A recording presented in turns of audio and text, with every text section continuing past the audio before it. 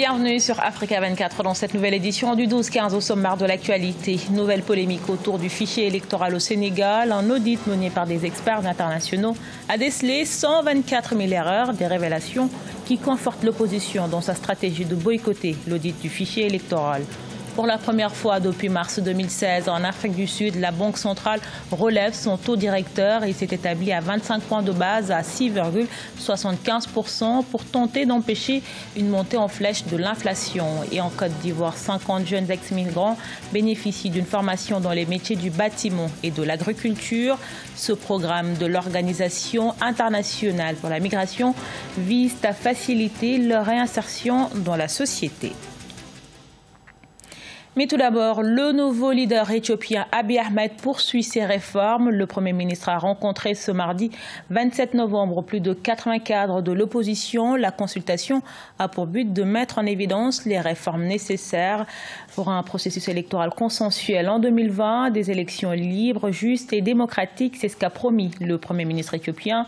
Une manière de faire oublier à la population les élections législatives de 2015, scrutin qui avait été vivement contesté par l'opposition.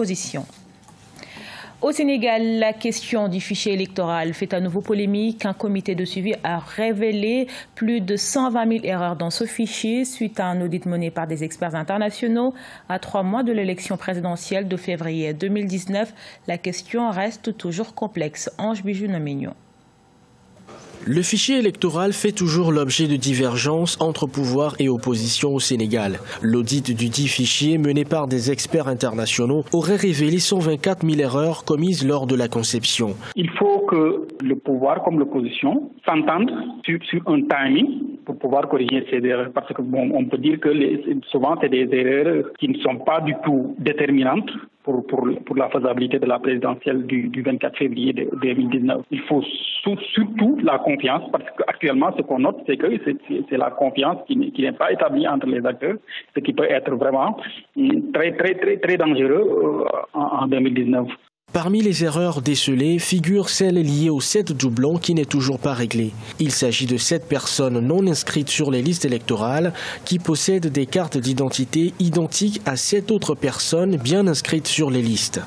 Il faut se consacrer surtout sur le retrait des cartes d'identité, sur le retrait des cartes d'électeurs pour que le jour du vote, qu'on ait un taux de participation acceptable. Le pouvoir aussi doit faire des compromis pour que l'opposition soit informée, pour que vraiment on ne se rende pas compte que de plus en plus il y a des zones d'ombre. En dehors des manquements, le comité de suivi a également noté des avancées comme l'absence de mineurs, de doublons biométriques, de lieux de vote et de bureaux référencés. Au Togo, les élections législatives se feront sans l'opposition. La principale coalition des 14 partis boycotte les législatives. Elle exige notamment la recomposition du bureau de la Commission électorale nationale indépendante ainsi que la reprise de toutes les activités préparatoires aux élections.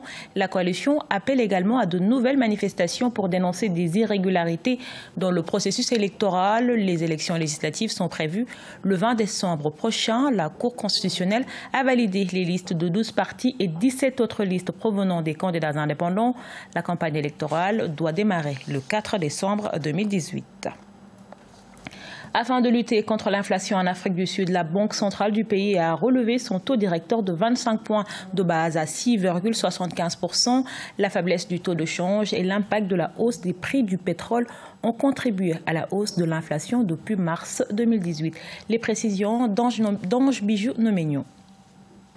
La Banque centrale sud-africaine a relevé le 22 novembre 2018 son taux directeur de 25 points de base à 6,75% pour tenter d'empêcher une montée en flèche de l'inflation. Il s'agit du premier relèvement du taux directeur de la banque depuis mars 2016. En juillet, l'inflation avait atteint 5,1%, ce qui représentait son plus haut niveau depuis 10 mois. C'est une bonne décision qui arrive à bon moment, parce que vous savez que l'Afrique, c'est l'aspect du contrôle de sa monnaie, une priorité. Ça ne résoudra pas forcément tous les problèmes. L'assainissement des finances publiques est un souci majeur. Le nouveau président Cyril Ramaphosa fait de son mieux. Pour relancer l'activité économique, le gouvernement sud-africain avait réaffecté 3,5 milliards de dollars de son budget national. Mais la faiblesse du taux de change et l'impact de la hausse des prix du pétrole ont contribué à la hausse de l'inflation depuis mars 2018. une décision qui va dans le bon sens, mais qui n'est pas la seule décision. Il faut effectivement, après assainir les finances publiques, il faut rassurer les investisseurs par une équipe dirigeante forte qui ne soit pas marquée par des scandales. Il y a aussi la politique extractive, le secteur minier très important, et même le secteur touristique. Tous ces secteurs-là, ils doivent permettre d'amener le gouvernement à réduire le chômage. Selon l'Agence sud-africaine des statistiques, l'inflation en Afrique du Sud a enregistré une hausse de 4,9% durant le mois de septembre 2018, comparativement à la même période en 2017. Elle reste cependant dans la fourchette située entre 3% et 6% fixée par le Comité de politique monétaire. À Madagascar, les parlementaires sont réunis depuis ce lundi en séance plénière en vue de l'examen et de l'adoption du projet de loi de finances pour 2019. Plus important de l'année, ce projet de loi instaure le budget de l'État, ses recettes et ses dépenses. Parmi les priorités nationales pour le gouvernement, la santé, l'éducation, l'eau, l'assainissement et la protection sociale. Toutefois, il est prévu que l'ariary continue sa dépréciation en 2019 par rapport aux principales devises. À noter qu'en 2019, la croissance est prévue à 5,2%, soit le même taux qu'en 2018, et c'est le secteur secondaire, celui de l'industrie, qui va être le secteur porteur de l'économie malgache. 1566 Ivoiriens ont pu regagner leur pays grâce à l'action conjointe du gouvernement et de l'Organisation internationale de la migration. Après le retour, autre obstacle se dresse devant ces ex-candidats à la migration, celui de la réintégration dans le milieu socio-professionnel. Ainsi, 50 jeunes vont bénéficier d'une formation pour un nouveau départ. Reportage de notre correspondant Olivier Conan. Vers la réinsertion des ex-migrants vers l'Europe de retour en Côte d'Ivoire par l'entrepreneuriat. 50 ex-migrants reçoivent une formation professionnelle en bâtiment et en agriculture au centre d'incubation de l'Université de l'entrepreneuriat à Zaguié. Objectif, permettre à ces jeunes de créer leur propre emploi en exerçant une activité génératrice de revenus. Au programme de cours accélérés sur la création d'une pépinière en agriculture ou la gestion d'une ferme d'élevage. Certains d'entre eux ont un niveau d'instruction faible. Donc, on n'a pas voulu utiliser la formation classique. Nous avons utilisé une formation par andragogie. Ça veut dire que basé sur les images. Et donc, nous savons aussi qu'ils ont été traumatisés. Donc, le premier cours, c'est un psychologue qui est passé. Et puis, il y a un autre cours sur la vie associative. Et il y a un cours sur l'entrepreneuriat, le management. Et il y a des spécialistes dans le domaine du bâtiment, de l'agriculture qui interviennent aussi. Les ex-migrants de retour en Côte d'Ivoire ont pris conscience qu'avec une bonne formation dans un secteur d'activité qu'ils ont eux-mêmes choisi, il est possible de se réaliser sur place. On va se réinsérer pour pouvoir d'abord être indépendants nous-mêmes et puis aussi par ça inviter nos camarades qui veulent forcément aller à l'extérieur, que c'est pas là-bas que se trouve l'Eldorado. Étant donné qu'en Europe les plus grands recharges sont des agriculteurs en quelque sorte, mais pourquoi ne pas exercer ce métier et donner de la valeur aussi à mon pays? Le programme de réintégration des migrants de retour en Côte d'Ivoire est financé par le Fonds fiduciaire d'urgence de l'Union européenne à hauteur de 1,7 milliard de francs CFA sur 3 ans.